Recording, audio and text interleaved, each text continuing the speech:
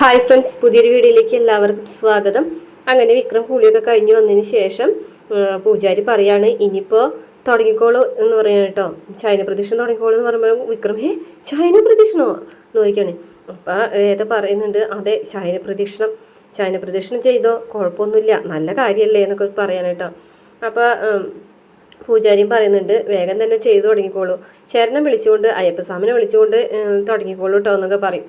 അങ്ങനെ വിക്രമാണെന്നുണ്ടെങ്കിൽ വേറെ നിവർത്തിയില്ലല്ലോ, വേഗം തന്നെ അവിടെ കിടന്ന് തൊഴുത് പ്രാർത്ഥിച്ചിട്ട് ശയനപ്രദക്ഷിണം തുടങ്ങുകയാണ് കേട്ടോ. അപ്പോൾ വേദ ഇങ്ങനെ കിണ്ടിയിൽ വെള്ളം ഇങ്ങനെ തെളിച്ചുകൊണ്ടേ ഇരിക്കുന്നുണ്ട്. അപ്പോൾ നന്ദിനോട് വേദ പറഞ്ഞ് തുടങ്ങിക്കോളും, നന്ദിനി എടുത്ത് ഈ ശരണം വിളിച്ചോ എന്ന് പറയാണ് കേട്ടോ. അങ്ങനെ എല്ലാവരും കൂടി ശരണം വിളിച്ച് വിക്രം ഇങ്ങനെ പ്രദക്ഷിണം ചെയ്യുകയാണേ. അപ്പോൾ വേദ ഇടയ്ക്കിടയ്ക്ക് ഇങ്ങനെ വേദയും ശ്രീജയൊക്കെ ഇങ്ങനെ തട്ടി കൊടുക്കുന്നുണ്ട് കേട്ടോ. ഇങ്ങനെ ഉരുണ്ട് പോകുമ്പോൾ ഹെൽപ്പ് ചെയ്യുന്നുണ്ട്. അങ്ങനെ നടക്കലെത്തുമ്പോഴേക്കും വിക്രാക്ക് അവശ്യം നിലയിലാവും കേട്ടോ. വിക്രം ഒത്തിരി നേരം അവിടെ തന്നെ കിടക്കും. അത് കഴിഞ്ഞതിന് ശേഷം വിക്രമിനെ പിടിച്ചെഴുന്നേൽപ്പിക്കാൻ കേട്ടോ ശ്രീജ. അപ്പോൾ പിന്നെ പൂജാരി വന്നിട്ട് പറയും ഇനിയിപ്പോൾ ഒന്നും കൂടെ ഒന്ന് പോയിട്ട് കുളിച്ച് വന്നോളൂ കേട്ടോ, അതിനുശേഷം മാലയിടാം എന്ന് പറയുമ്പോൾ വിക്രം ചുറ്റി മാലേ മാലയിടാം എന്ന് പറയും കേട്ടോ. അപ്പോൾ ആർക്കൊന്നും മനസ്സിലാവുന്നില്ല കേട്ടോ. അപ്പോൾ വേദ വിക്രമിനോട് പറയുന്നുണ്ട് ശയനപ്രദക്ഷിണം കഴിഞ്ഞതിന് ശേഷം 41 ദിവസത്തെ കഠിന വ്രതം എടുത്ത് മലയ്ക്ക് പറഞ്ഞയക്കാന്നാണ് എൻ്റെ വഴിപാട്. ആ വഴിപാട് നടത്തിക്കോളാന്നാണ് അനുസരിച്ചോളാന്നാണ് വിക്രം പറഞ്ഞത്. വാ വിക്രം പോയി കുളിച്ചിട്ട് വായോ എന്ന് പറയാം കേട്ടോ. വിക്രാണെന്നുണ്ടെങ്കിൽ ആകെ ഞെട്ടി നിൽക്കുകയാണ് കേട്ടോ. നന്ദിനിയും ആകെ ഞെട്ടിത്തരിച്ച് നിൽക്കാണ്ട് ഇങ്ങനെ ഒരു പണി എന്തായാലും വിക്രമിന് കൊടുക്കുമെന്ന് വിചാരിച്ചിട്ടില്ല. ശ്രീജയും ഒന്നും മിണ്ടാതെ നിൽക്കുകയാണ്. അപ്പോൾ അവർ പോകുമ്പോൾ നന്ദിനി പറയുന്നുണ്ടേ ഇതെന്തോ ഒരു 8ന്റെ പണി അവൾ വിക്രമിന് കൊടുത്താണല്ലോ എന്ന് പറയും. അപ്പോൾ ശ്രീജ പ്രതി അയ്യപ്പസ്വാമിനെ മുന്നേ കാര്യമാണ് കേട്ടോ. എന്നിട്ട് നടക്കൽ വെച്ചിട്ട് ഇങ്ങനെയൊന്നും പറഞ്ഞു, അയ്യോ ഞാനതിന് ദൈവത്തിനൊന്നും പറഞ്ഞില്ല എന്നൊക്കെ നന്ദിനിയും പറയുന്നുണ്ട്. അങ്ങനെ പുറത്തേക്ക് ഇറങ്ങുമ്പോൾ വിക്രമിൻ്റെ വേദന ഇങ്ങനെ നോക്കുകയാണ് കേട്ടോ. വേദന ഇങ്ങനെ മൈൻഡ് ചെയ്യാണ്ട് ഇങ്ങനെ നടക്കുകയാണ്. അപ്പോൾ വിക്രം പറയും നല്ലപോലെ ആലോചിച്ചെടുത്തിട്ടൊരു തീരുമാനമാണല്ലേ ഇത് എന്ന് ചോദിക്കും കേട്ടോ വേദനയോട് വിക്രം. അപ്പോൾ വേദ പറയുന്നുണ്ട് അതെ, ഇത് നല്ല കാര്യത്തിന് വേണ്ടിയിട്ടല്ലേ, 41 ദിവസം തെറ്റായ കാര്യങ്ങളൊന്നും ചെയ്യാതെ നല്ലൊരു സ്വാമിയായിട്ട് മാറിക്കോ എന്ന് പറഞ്ഞിട്ട് ഇങ്ങനെ വിക്രം നോക്കാനിട്ട് കണ്ണടച്ചൊക്കെ നോക്കുന്നുണ്ട്. അതിന് ശേഷം പിന്നീട് വിക്രം മറ്റേ മുണ്ടൊക്കെ മാറി വസ്ത്രം മാറി വരികയാണ്. അതിന് ശേഷം മാല ഇട്ട് കൊടുക്കുന്നുണ്ട് പൂജാരി. അങ്ങനെ അവിടുത്തെ ശരണം വിളിയൊക്കെ കഴിഞ്ഞതിന് ശേഷം തിരികെ വീട്ടിലേക്ക് പോകാണ്. വിക്രമിൻ്റെ മുണ്ട് വേദയുടെ കയ്യിൽ ശ്രീജ കൊടുക്കുന്നുണ്ട്. അങ്ങനെ വിക്രമും വേദയും കൂടിയിട്ട് വണ്ടിമ്മ പോകാണ്. അപ്പം ഞങ്ങളിവിടെ അടുത്ത ജംഗ്ഷനിൽ നിന്ന് ഓട്ടോ കിട്ടും, അപ്പം ഞങ്ങൾ ഓട്ടോയ്ക്ക് വന്നോളാമെന്ന് നന്ദിനിയും ശ്രീജയും പറയുന്നുണ്ട്. അങ്ങനെ ഇവർ ബൈക്കിൽ പോയിക്കൊണ്ടിരിക്കുന്നു കേട്ടോ. വേദയ്ക്ക് ഇങ്ങനെ സന്തോഷവും ചിരിയൊക്കെ വരുന്നുണ്ട് കേട്ടോ ഇടയ്ക്കിട്ട്. വിക്രമിൻ്റെ ഒരു പാവത്താൻ്റെ പോലെ അങ്ങനെ ഫോൺ വിളിച്ചുകൊണ്ടിരിക്കുകയാണ് കേട്ടോ. വണ്ടിയിൽ വന്ന് രാജേട്ടൻ വിളിക്കുകയാണ്. അപ്പോൾ ചെവിട്ടിൽ വെച്ച് വിളിക്കുമ്പോൾ വേഗം തന്നെ വേദ അത് തട്ടിപ്പറിച്ച് മേടിക്കുകയാണ്. അപ്പോൾ വിക്രം വണ്ടി നിർത്തി എന്താണ് ഈ കാണിച്ചത്, ഫോണിങ് താടി എന്ന് പറയും കേട്ടോ. ഫോൺ തരാം, പക്ഷേ റോഡിലെ നിയമങ്ങളൊക്കെ അനുസരിച്ചുകൊണ്ടായിരിക്കണം നമ്മൾ വണ്ടി ഓടിക്കേണ്ടത്. ഫോൺ വിളിച്ചുകൊണ്ട് വണ്ടി ഓടിക്കാൻ പാടില്ല, അത് നിയമവിരുദ്ധമാണ്. അങ്ങനെയാണ് കറക്റ്റായിട്ട് നിയമം പാലിക്കാന്നുണ്ടെങ്കിൽ ഫോൺ തരാമെന്ന് പറയും. ശരി ഞാൻ ഫോൺ വിളിക്കുന്നില്ല, ഫോൺ ഇങ്ങോട്ട് തായോ എന്ന് പറഞ്ഞിട്ട് ആ ഫോൺ ഇങ്ങ് മേടിക്കുകയാണ്. അങ്ങനെ ഫോൺ വെച്ചതിന് ശേഷം വിക്രം ഒരു പണി ചെറുതായിട്ടൊരു പണി വേദയ്ക്കും കൊടുക്കണമല്ലോ. അങ്ങനെ വിക്രം പതുക്കെ തന്നെ വണ്ടി ഒന്ന് സ്റ്റാർട്ട് ചെയ്തിട്ട് നീങ്ങും. അപ്പോഴേക്കും വേദ കയറാൻ വരുമ്പോൾ വീണ്ടും നീങ്ങും. അങ്ങനെ ഒരു 2-3 തവണ വേദന ഇത്തിരി നടത്തിക്കുകയാണ് കേട്ടോ. അപ്പോൾ വേദയ്ക്ക് മനസ്സിലായൊരു പണിയാണെന്ന്. അപ്പോൾ 3ാമത്തെ തവണ ഒരൊറ്റ പോക്കാ പോകും കേട്ടോ വിക്രം. അപ്പോൾ വേദയാണെന്നുണ്ടെങ്കിൽ നോക്കി നിൽക്കുകയാണ് കേട്ടോ. ദേഷ്യവും ഒക്കെ ഇങ്ങനെ വരുന്നുണ്ട് കേട്ടോ. അപ്പോൾ തിരിച്ചിങ്ങോട്ട് വരികയാണ് വേദന അടുത്തേക്ക്. എന്നിട്ട് വേദന ഒന്ന് റൗണ്ട് ചുറ്റി വന്നിട്ട് പറയും വാ ഇനി കയറ് എന്ന് പറയും കേട്ടോ. അപ്പോൾ വേദ പറയും ഇല്ല കയറുന്നില്ല, കയറ് എന്ന് പറയട്ടോ. അപ്പം ഇല്ല ഞാൻ കയറുന്നില്ല, നടു റോഡിൽ നിന്ന് കൊഞ്ചാതെ കയറടി പെണ്ണേന്ന് പറയും കേട്ടോ. അപ്പോൾ ഞാനെങ്കിലേ ഞാൻ എൻ്റെ കാര്യം വെച്ച് അതല്ല ഇപ്പം തന്നെ ചെയ്തത് എന്ന് പറയും കേട്ടോ. നീ കൊഞ്ചാതെ കയറ് എന്ന് പറയും കേട്ടോ. ഞാനൊന്ന് കൊഞ്ചിക്കോട്ടെ മാഷേ കുറച്ച് സമയം എന്ന് പറഞ്ഞിട്ട് ഇങ്ങനെ ഒരിത്തിരി റൊമാൻറ്റിക്കായിട്ട് പറയാം കേട്ടോ. അപ്പോൾ വിക്രം പറഞ്ഞു നിൻ്റെ കൊഞ്ചിലൊന്നും കേൾക്കാൻ എനിക്ക് സൗകര്യമില്ല, പിന്നെ മാല ഇട്ടിരിക്കല്ലേ അതുകൊണ്ട് നിൻ്റെ പ്രാക്ക് കൊള്ളണ്ടാന്ന് വിചാരിച്ചിട്ടാണ് ഞാൻ വന്നതെന്ന് പറഞ്ഞിട്ട് വേദന കൊണ്ട് വീണ്ടും തിരികെ വീട്ടിലേക്ക് ഇല്ലാണ്. മാഷ് ഈ സമയത്ത് കുറച്ച് പലചരക്ക് സാധനങ്ങളൊക്കെ കൊണ്ടുവന്നിട്ട് അകത്തേക്ക് വെക്കാൻ പറയുമ്പോൾ കമലാമ്മ എടുക്കാൻ പോകുമ്പോൾ പറയും വേണ്ട നീ എടുക്കണ്ട, നന്ദിനിനെ വിളിക്കുന്ന പറയും. നന്ദിനി ഇവിടെ ഇല്ല, ഇങ്ങോട്ട് പോയി. അതെ വിക്രമിനെ കൊണ്ട് വേദ എന്തോ വഴിപാട് ചെയ്യാനായിട്ട് അമ്പലത്തിൽ പോയി. അപ്പം അതെന്താണെന്ന് അറിയാണ്ട് നന്ദിനിക്കൊരു സമാധാനമില്ല, അതുകൊണ്ട് നന്ദിനി പോയി. ഈ നന്ദിനിക്ക് ഇത് എന്തിൻ്റെയാണ്, അവൾ എന്തിനാണ് ഏത് നേരം നോക്കിയാലും വേദന പുറകിൽ കൂടെ എന്ന് മാഷ് ചോദിക്കുകയാണ്. അപ്പോൾ പറയുന്നുണ്ട് അവൾ അങ്ങനെയാ എന്തെങ്കിലുമൊക്കെ ഇങ്ങനെ പറഞ്ഞുകൊണ്ടിരിക്കുക, അപകർഷതാബോധമാണ്. അവൾ വേദന അത്രയ്ക്കും പോരാന്നുള്ളൊരു തോന്നലാണ് അവളുടെ മനസ്സിൽ. അതുകൊണ്ടാണ് അവളിങ്ങനെ വിളിച്ചു പറയുന്നത് ഓരോ കാര്യങ്ങൾ. പിന്നെ മണ്ടത്തരങ്ങളും ഉണ്ടല്ലോ കയ്യിൽ എന്ന് പറയും. അപ്പോൾ ഇനിയിപ്പോൾ എന്ത് വഴിപാട് ചെയ്യാനാ അറിയില്ല. എന്തായാലും എനിക്കൊരു കാര്യം ഉറപ്പായി, ആ കുട്ടി നമ്മുടെ മോൻ്റെ ജീവിതം മാറ്റിയെടുക്കും.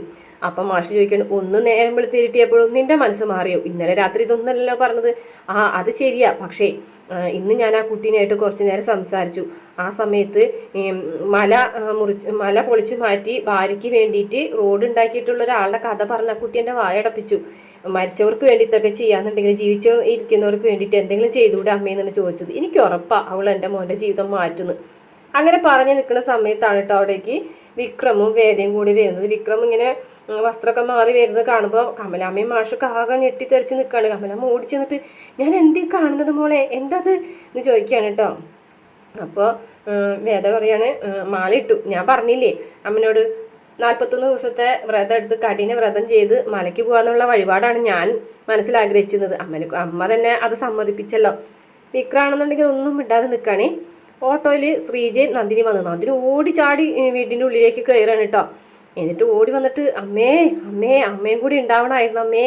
അമ്മ ഒരിക്കലും കണ്ടു നിൽക്കാൻ പറ്റാത്ത രീതിയിലായിരുന്നു വിക്രമിനെ കൊണ്ട് ഇവള് ചെയ്യിച്ചത്. ഇതേ ശയന പ്രദക്ഷിണം ചെയ്യിച്ചു എന്ന് പറയട്ടെ. അപ്പോൾ കമലാമ്മയ്ക്ക് വീണ്ടും സന്തോഷമാണേ, ശയന പ്രദക്ഷിണം ചെയ്തു. അമ്മയ്ക്ക് എന്താ സന്തോഷം?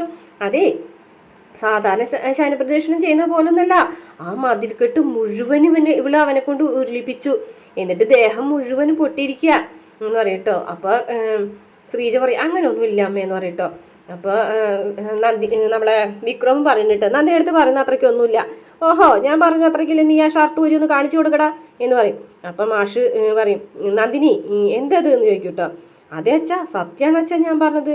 അപ്പോൾ കമലാമ്മ പറയുന്നുണ്ട്, മാലിട്ട് നിൽക്കുന്ന ഒരാളെ എടാ പോടാ നീന്നൊന്നും വിളിക്കാൻ പാടില്ല എന്ന് പറയും കേട്ടോ. അപ്പോൾ ആണോ, അങ്ങനെയാണെന്നുണ്ടെങ്കിലേ ഞാനൊരു കാര്യം ചെയ്യാം. എന്നിട്ട് നന്ദിനി വേഗം തന്നെ നമ്മുടെ വിക്രത്തിൻ്റെ അടുത്തേക്ക് ചെല്ലുകയാണ്. വിക്രത്തിൻ്റെ അടുത്തേക്ക്, അല്ലയോ സ്വാമി, അങ്ങയുടെ ഉടുപ്പൊന്ന് മാറ്റിയിട്ട് തങ്ങളുടെ മാതാശ്രീക്ക് തങ്ങളുടെ ശരീരം ഒന്ന് കാണിച്ചു കൊടുത്താലും അവിടെ ഇവിടെ പൊട്ടിയിട്ടുള്ള പാടുകളൊക്കെ മാതാശ്രീ ഒന്ന് കാണട്ടെ എന്ന് പറഞ്ഞിട്ടൊരു മാതിരിക്കാളിയാക്കുന്നത് പോലെ ഇങ്ങനെ കുമ്പിട്ടെന്ന് പറയുകയാണേ. ഇത് മാഷക്ക് ഒട്ടും ഇഷ്ടപ്പെടുന്നില്ല കേട്ടോ. അപ്പം മാഷ് പറയും, നന്ദിനി പരിഹസിച്ചത് മതി എന്ന് പറയട്ടോ, നിർത്ത് എന്ന് പറയും. ഓ അച്ഛാ, ഞാൻ നിർത്തി അച്ഛാ, ഞാൻ പോയിക്കോളാം എന്ന് പറഞ്ഞിട്ട് നന്ദിനി അവിടെ നിന്ന് പോകും കേട്ടോ. അപ്പോൾ വിക്രമാണെന്നുണ്ടെങ്കിൽ ഒന്നും മിണ്ടാതെ തലകുമ്പിട്ട് നിൽക്കുകയാണേ. അപ്പോൾ കമലാമ്മയ്ക്കുണ്ടെങ്കിൽ ആ ടെൻഷനായിട്ടാണ് അതിനെ പൊട്ടിയെന്നൊക്കെ പറയുമ്പോൾ. അപ്പോൾ അത്രയ്ക്ക് കാര്യമായിട്ടൊന്നും ഇല്ലയെന്ന് ശ്രീജയും പറയുന്നുണ്ട്. അങ്ങനെ നന്ദിനി പോയി കഴിയുമ്പോൾ ശ്രീജ വന്നിട്ട് പറയുന്നുണ്ട്, അമ്മേ അവൾ ഇത്തിരി കൂട്ടി പറഞ്ഞതാണ് അമ്മ, അത്ര കാര്യമായിട്ടൊന്നും പ്രശ്നമില്ല, അദ്ദേഹത്തെ 1-2 പൊട്ടിയിട്ടുണ്ടെന്നുള്ളത് സത്യം തന്നെയാണ്.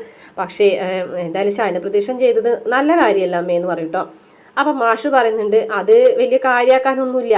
പിന്നെ ഒരുപാട് ആൾക്കാരുടെ ശരീരത്തിൽ ഇടിച്ചും കുത്തിയും ചതച്ചും ഒക്കെ മറ്റുള്ളവരെ വേദനിപ്പിച്ചിട്ടുള്ള ആളല്ലേ. അപ്പോൾ സ്വന്തം ശരീരം ഇത്തിരി വേദനിക്കുന്നതും നല്ല കാര്യം തന്നെയാണ് എന്ന് മാഷ് പറയും കേട്ടോ. അപ്പം വിക്രമാണെന്നുണ്ടെങ്കിൽ ഒന്നും മിണ്ടാതെ തല മുമ്പിട്ട് നിൽക്കുകയാണ്. അച്ഛാ ഇതെന്താ വെച്ചാൽ ഇത് കുറച്ച് പലചരക്ക് സാധനങ്ങളാണ്, ഇത് ഞാൻ കൊണ്ടുവയ്ക്കാം. വേണ്ട മോളെ, ഞാൻ കൊണ്ടുവച്ചോളാം, ഞാനല്ലേ ഇവിടെ വരെ കൊണ്ടുവന്നത്, ഞാൻ തന്നെ കൊണ്ടുവച്ചോളാം. അച്ഛനല്ലേ ഇവിടെ വരെ കൊണ്ടുവന്നത്, അതുകൊണ്ടാണ് ഞാൻ പറഞ്ഞത്, ഇനി ഞാൻ കൊണ്ടുപോയിക്കോളാം എന്ന് പറഞ്ഞിട്ട് ശ്രീജ അതും പിടിച്ച് അകത്തേക്ക് പോകുകയാണെ. വെള്ളം ചൂടാക്കണമെന്ന് വിക്രത്തിനോട് ചോദിക്കും. വിക്രം വേണ്ടാന്ന് പറയും. പക്ഷേ വേദ പറയുന്നുണ്ട്, ചൂടാക്കിക്കോളെ എടുത്തി എന്ന് പറയുന്നുണ്ട്. അപ്പോൾ കമലാമ്മ വന്നിട്ട് പറയും, നല്ല കാര്യമായി മോനെ, നന്നായി വരട്ടെ എന്നൊക്കെ പറയും കേട്ടോ. അപ്പോൾ മാഷാണെന്നുണ്ടെങ്കിലും മാഷക്ക് ഇത്തിരി സന്തോഷമൊക്കെ തോന്നിയിട്ടാണ് അങ്ങനെ അതിൽ ഇത് വേഷം മാറി വന്ന് നിൽക്കണം കാണുമ്പോൾ. അപ്പം മാഷും പറയുന്നുണ്ട്, എന്തായാലും കുഴപ്പമില്ല, ചെയ്ത പാപങ്ങളൊക്കെ കുറച്ചെങ്കിലും തീരട്ടെ, ഇങ്ങനെ എന്തായാലും ഉണ്ടാവും കുറേ പാപങ്ങളൊക്കെ ചെയ്തു തീർത്തതിൻ്റെ പാപങ്ങളൊക്കെ തീരണമെന്നുണ്ടെങ്കിൽ എന്തെങ്കിലുമൊക്കെ പുണ്യകർമ്മങ്ങൾ ചെയ്യണ്ടേ എന്നൊക്കെ ചോദിക്കും കേട്ടോ. അപ്പോൾ വാ വിക്രം, ഞാൻ ഓയിൽമെൻറ്റ് വരട്ടിത്തരാം, മേത്തത്തൊക്കെ പൊട്ടിയിട്ടുള്ളതല്ലേ, വാ അകത്തേക്ക് വാ, റൂമിലേക്ക് പോകാമെന്ന് പറഞ്ഞിട്ട് വിക്രത്തിനെ വിളിച്ച് പോകാണ്. അപ്പോൾ കമലാമ്മ പറയാണ്, ഇപ്പം മാഷിക്ക് എന്താ മനസ്സിലൊരു കുളിർമ തോന്നുന്നില്ലേ? എന്തായാലും എനിക്ക് തോന്നുന്നുണ്ട്, നല്ല ചൂടുള്ള പൊരി വെയിലത്ത് നിൽക്കുമ്പോൾ നമ്മുടെ ശരീരത്തിൽ ഒരിത്തിരി തണുപ്പ് തട്ടിയിട്ടുണ്ടെങ്കിൽ നമുക്ക് ഉണ്ടാകുന്ന സുഖമുണ്ടല്ലോ, അങ്ങനെ ഒരു സുഖമാണ് എനിക്കെന്ന് പറയാൻ കേട്ടോ. അപ്പം മാഷ് പറയുന്നുണ്ട്, എന്തോ എനിക്കും മനസ്സിനിപ്പോൾ ഒരു ആശ്വാസമൊക്കെ തോന്നുന്നുണ്ട്. എന്തായാലും അവൻ്റെ ഈ ഒരു 41 ദിവസത്തെ വ്രതത്തിൽ അവൻ്റെ മനസ്സും ഇതൊക്കെ മാറുന്നുണ്ടെങ്കിൽ അതൊരു നല്ല കാര്യം തന്നെയാണ്. അയ്യപ്പൻ അതിനെ അനുഗ്രഹിക്കട്ടെ എന്നൊക്കെ മാഷും പറയുന്നുണ്ട് കേട്ടോ. അന്ന് ശരണം വിളിക്കുന്നുണ്ട് മാഷ്. അതിനുശേഷം വിക്രമാണെന്നുണ്ടെങ്കിൽ മുറിച്ച് നിന്നിട്ട് ആകെ ഇതായിട്ട് നിൽക്കുകയാണ് കേട്ടോ. അപ്പോൾ വേദ വന്നിട്ട് ഇങ്ങനെ വിക്രമിൻ്റെ അടുത്തിരിക്കുകയാണ്. എന്നിട്ട് പറയും, വാ ഞാൻ ഓയിൽമെൻറ്റ് തേച്ച് തരാം എന്ന് പറയും കേട്ടോ. അപ്പോൾ എനിക്കറിയില്ലായിരുന്നു ശയന പ്രദക്ഷിണം സ്ത്രീകൾക്ക് പറ്റില്ല, പുരുഷന്മാർക്ക് മാത്രമേ പറ്റുള്ളൂ എന്ന്. എന്തായാലും ഞാനത് നേർന്നു പോയില്ല, പക്ഷേ ഇങ്ങനെയൊന്നും ആവുമെന്ന് ഞാൻ വിചാരിച്ചില്ല കേട്ടോ എന്നൊക്കെ പറയുന്നുണ്ട് കേട്ടോ. അപ്പോൾ വിക്രം തിരിച്ച് വേദയോട് ചോദിക്കുകയാണ്, എനിക്കിട്ട് നല്ലൊരു 8ന്റെ പണി തരാൻ വേണ്ടിയിട്ട് നീ മനഃപൂർവ്വം അല്ലേ ഇങ്ങനെ ചെയ്തത് എന്ന് ചോദിക്കുകയാണ്. അപ്പോൾ വേദ പറയുന്നുണ്ട് 41 ദിവസത്തെ വ്രതം എടുത്ത് മലയ്ക്കൊക്കെ പോയിട്ട് വരുമ്പോഴത്തേനും മനസ്സും ശരീരവും ഒക്കെ നല്ല രീതിയിലായി തീരും. പിന്നെ നല്ല കാര്യങ്ങൾ മാത്രമേ ജീവിതത്തിൽ നടക്കുള്ളൂ. എന്തായാലും ഞാൻ നേർന്ന ഈ വഴിപാട് കൊണ്ട് വിക്രത്തിൻ്റെ ജീവിതത്തിൽ നേട്ടം മാത്രമേ ഉണ്ടാവുള്ളൂ, വിഷമിക്കൊന്നും വേണ്ട എന്നൊക്കെ പറഞ്ഞ് ആശ്വസിപ്പിക്കുന്നുണ്ട് കേട്ടോ. വിക്രാണെന്നുണ്ടെങ്കിൽ നല്ലതും പറയുന്നില്ല, ചീത്തയും പറയുന്നില്ല, അങ്ങനെ വേദന തന്നെ തുറച്ച് നോക്കുകയാണ് കേട്ടോ. അപ്പോൾ വേദ പറയുന്നുണ്ട്, നിങ്ങൾ മാലയിട്ട് വന്നപ്പോൾ വീട്ടിൽ ഉള്ള ഒരു അവസ്ഥ നിങ്ങൾ കണ്ടില്ലേ, എല്ലാവർക്കും എന്ത് സന്തോഷമാണ്, അവർക്ക് എല്ലാവർക്കും സന്തോഷമാണ്. അപ്പോൾ നിങ്ങളുടെ മനസ്സ് മാറി നിങ്ങൾ നല്ലൊരാളായി മാറുമ്പോൾ അതിൻ്റെ പ്രതിഫലം വീട്ടിലും കാണും. എന്തായാലും വീട്ടിലുള്ളവർക്കൊക്കെ നല്ല സന്തോഷമായിട്ടുണ്ട്. ആ ഓയിൽമെൻറ്റ് പറ്റിത്തരട്ടെ എന്ന് നോക്കുമ്പോൾ വേണ്ട, അതിങ്ങ് തന്നേക്ക്, ഞാൻ പറ്റിത്തരാം, വേണ്ടാന്നല്ലേ പറഞ്ഞത്, അത് ഇങ്ങോട്ട് തരാനല്ലേ പറഞ്ഞത്, അപ്പോൾ പുറത്തൊക്കെ അതൊക്കെ ഞാൻ തേച്ചോളൂ എന്ന് പറയാൻ കേട്ടോ. എന്നിട്ട് വേദ ആ ഓയിൽമെൻറ്റ് വിക്രത്തിൻ്റെ കൈ കൊടുക്കുകയാണ്. ഇനി എന്താ പോയിക്കൂടെ എന്ന് ചോദിക്കാനിട്ട് വേദനുണ്ട്. അപ്പോൾ വേദ ശരി എന്നാൽ ഞാൻ പോയിക്കോളാം എന്ന് പറഞ്ഞിട്ട് വേദ ഇങ്ങനെ എഴുന്നേറ്റ് പോവുകയാണ്. അങ്ങനെ വിക്രമാണെന്നുണ്ടെങ്കിൽ ഷർട്ട് ഊരുന്നുണ്ട്. ഷർട്ട് ഊരുന്ന സമയത്ത് വേദ പോയിട്ടില്ല കേട്ടോ. വേദ അവിടെ അതൊക്കെ തന്നെ നിന്നിട്ട് ഇങ്ങനെ നോക്കുകയാണ് കേട്ടോ. അപ്പോൾ വിക്രമാണെന്നുണ്ടെങ്കിൽ മേത്തൊക്കെ തേക്കുന്നുണ്ട്, ഫ്രണ്ടിലൊക്കെ തേക്കാൻ പറ്റുന്നുണ്ട്, പക്ഷേ ബാക്കിലേക്ക് കൈ എത്തുന്നില്ല.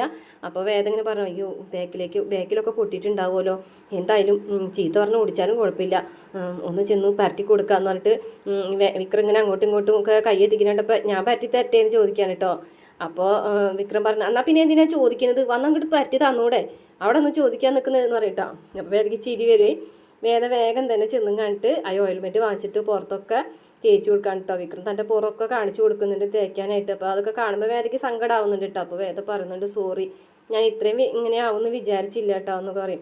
അപ്പോൾ വിക്രം പറഞ്ഞു, സാറില്ല, ഇനിയിപ്പോൾ അതിനെക്കുറിച്ച് പറഞ്ഞിട്ട് കാര്യമില്ല, ഇങ്ങനെ ഒരു ജീവിതവും ജീവിക്കണമെന്ന് എനിക്ക് യോഗം ഉണ്ടാവും, അത്രയും ഉണ്ടാവുള്ളൂ എന്നൊക്കെ പറയാൻ കേട്ടോ. അത്രയാണ് ഇന്നത്തെ എപ്പിസോഡുള്ളത്. വീഡിയോ ഇഷ്ടപ്പെട്ടാൽ മറക്കാതെ നമ്മുടെ ചാനൽ ഒന്ന് സബ്സ്ക്രൈബ് ചെയ്ത് സപ്പോർട്ട് ചെയ്യണം കേട്ടോ.